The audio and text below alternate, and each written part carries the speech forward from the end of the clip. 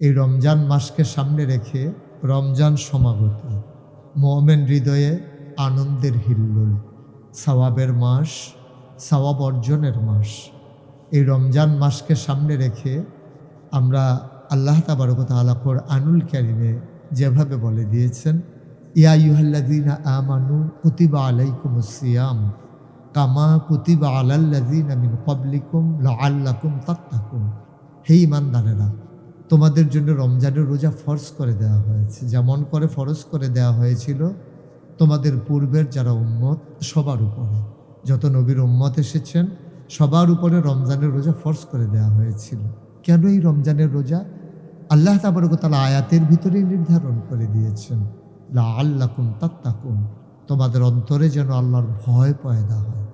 আল্লাহ তাবারক ওয়া তাআলা তার প্রতি ভয় পয়দা করে দেওয়ার জন্যে এবং আল্লাহর দিন অবিচলভাবে মেনে নেওয়ার জন্যেই এই রমজানের রোজা ফরজ করে দিয়েছেন।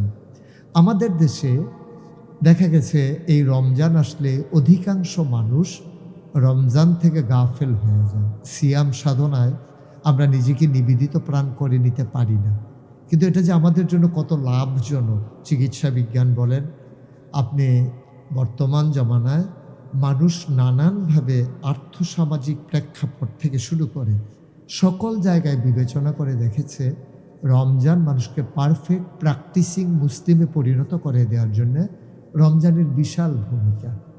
আপনি অভাবী মানুষের অভাব আলোচনা করে করে বুঝবেন, আর নিজেই যখন আপনি খিদায় নিপতিত হবেন, সারা দিন যখন না খেয়ে থাকবেন, আল্লাহ যেন আপনাকে বোঝাতে চান এটাই, আমার বান্দারা যারা খায় না, যারা খেতে পায় না, তোমরা যে তাদের পাশে দাঁড়াও না, একদিন না খেয়ে দেখো তো কেমন লাগে।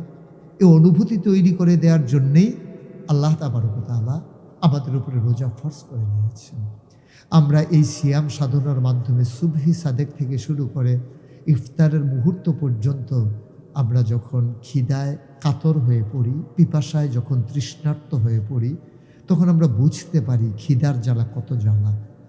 রমজান উপলক্ষে এই রোজা রাখতে গিয়ে যদি আমাদের এমন কষ্ট হয় যে মানুষগুলো 12 মাস দুমুঠো খাবার পেতে পারে না ঠিক সময়ে, যে মানুষগুলো তৃষ্ণায় পিপাসার্ত হয়ে পানিও পায় না সময় মতো, এ মানুষগুলোর জন্য কত যে কষ্ট, কত যে বেদনাদায়ক, আপনি তা বুঝবেন না।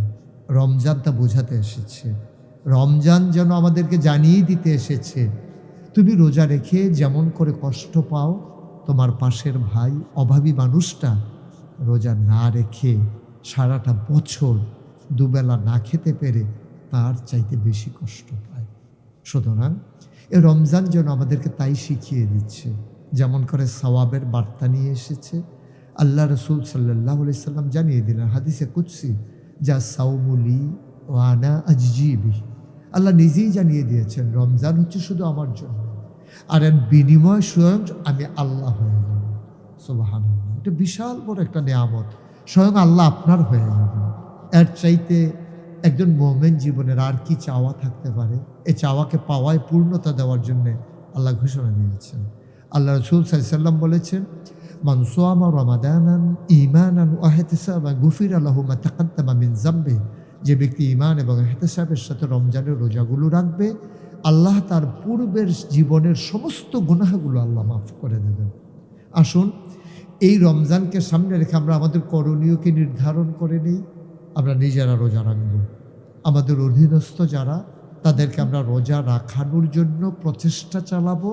কোনো কোনো ক্ষেত্রে আমরা বাধ্য করব যেন তারা রোজা রাখতে বাধ্য হয়। এ গেল ব্যক্তি এবং পারিবারিক জীবন। সমাজ জীবনে আমরা সমাজে দিনের বেলা হোটেল রেস্তোরাঁগুলো যেন খোলা না থাকে, এ ব্যাপারে আমরা এনশিওর করব। আমরা যুব সমাজ প্রয়োজনে রমজান কেন্দ্রিক কমিটি করে নেব। কেউ যদি দোকানপাট খোলা রাখতে চায় তাকে বুঝিয়ে বলবো, বুঝিয়ে না বোঝানোর পরেও সে যদি না বুঝে, আমরা আইনের আশ্রয় নেব, পুলিশ প্রশাসনকে আমরা অবহিত করব। ওনাদের সহযোগিতা নিয়ে আমরা এই সমাজটাকে সুন্দর একটা সমাজ বিনির্মাণে ভূমিকা রাখব, যেন যেহেতু বাংলাদেশে শতকরা 92 জন লোক মুসলমান, এমন না যে অমুসলিমরা খাওয়ার জন্যে দোকানে আসতে হবে, ওরা ওদের মতো করে খাবে, ওদের তো আর রোজা নাই। কিন্তু এর মানে এই অমুসলিমদের অজুহাত দিয়ে আমরা এই মুসলমানদের সমাজে দোকানপাট খোলা রাখবো, পর্দাটা নিয়ে খাবো, এটা সম্পূর্ণ রোজার সাথে মর্যাদার সাথে অবমাননা কর। এটা প্রকৃত অর্থেই বেহায়াপনা। এই বেহাপনায় লিপ্ত হতে দেওয়া যাবে না। গান বাদ্য বিভিন্ন সাংস্কৃতিক অনুষ্ঠানের নামে যেগুলো অপসংস্কৃতি, এর সয়লাভ রমজান থেকে আমরা শুরু করে দেই। আমরা এখানে এটাকে আর বাড়তে দেব না, হতে দেব না। মূলমন্ত্র হওয়া উচিত এটাই, অন্যায় করব না, কাউকে অন্যায় করতে দেব না, অপসংস্কৃতির সাথে নিজে গা ভাসিয়ে দেব না, কাউকে গা ভাসাতে দেব না। আমরা পরিবারে, আমরা যারা পরিবারের সদস্য, ইফতারের সময়, সেহরির সময় আমরা তাদেরকে সহযোগিতা করতে পারি, এই কাজগুলো আমরা করব। পাশাপাশি আমরা ছোট বাচ্চাদেরকে উদ্বুদ্ধ করব এবং তাদেরকে চাপ দেব না, কিন্তু রোজার যে গুরুত্ব তাদের সামনে তুলে ধরব। এতে করে আমাদের ভবিষ্যৎ প্রজন্ম রোজার ক্ষেত্রে তাদের উৎসাহ উদ্দীপনা ব্যাপকভাবে বৃদ্ধি পাবে। খেয়াল রাখতে হবে ছোট বাচ্চারা রোজা রাখতে গিয়ে যেন অসুস্থ হয়ে না পড়ে, এদিকে আমরা সজাগ দৃষ্টি রাখবো ইনশাআল্লাহ। সবাই সমানভাবে আমরা তাদেরকে উদ্বুদ্ধ করার পাশাপাশি আমরা খেয়াল রাখবো যেন তাদের এটা নিয়ে কোনো সমস্যা না হয়ে যায়। অতি অসুস্থ রোগী যারা, আমরা যেহেতু আল্লাহর বিধান আছে তাদের ক্ষেত্রে ফিদিয়া প্রদান করব। আমরা তাদেরকে বাধ্য করব না। তারা উৎসাহ উদ্দীপনা নিয়ে রাখতে চাইলেও আমরা বুঝিয়ে বুঝিয়ে বলবো রোজা ভেঙে নেওয়াটাই তার জন্য জরুরি। কারণ কোনো একটা অ্যাক্সিডেন্ট হয়ে গেল, তিনি অ্যাক্সিডেন্ট করে ফেললেন, তিনি বেহুশ হয়ে গেলেন, তিনি মৃত্যুর মুখে পতিত হলেন। ইসলাম এত কঠিন কোনো জিনিস নয়, তার জন্য বিকল্প ব্যবস্থা আল্লাহ তাবারক ওয়া তাআলা দিয়ে দিয়েছেন।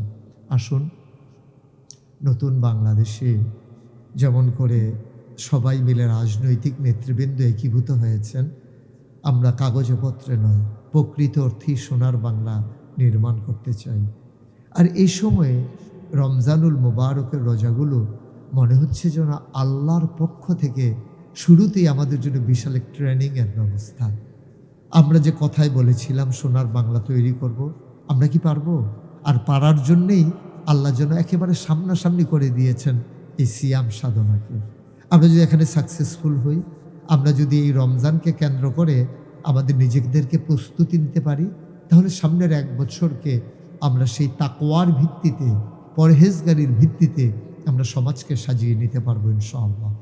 নতুন বাংলাদেশ বিনির্মাণের স্বপ্ন দেখছে অজপাড়া গায়ের মানুষ থেকে, সে নিবৃত পল্লীর মানুষ থেকে রাজধানীর বড় বড় মানুষগুলো।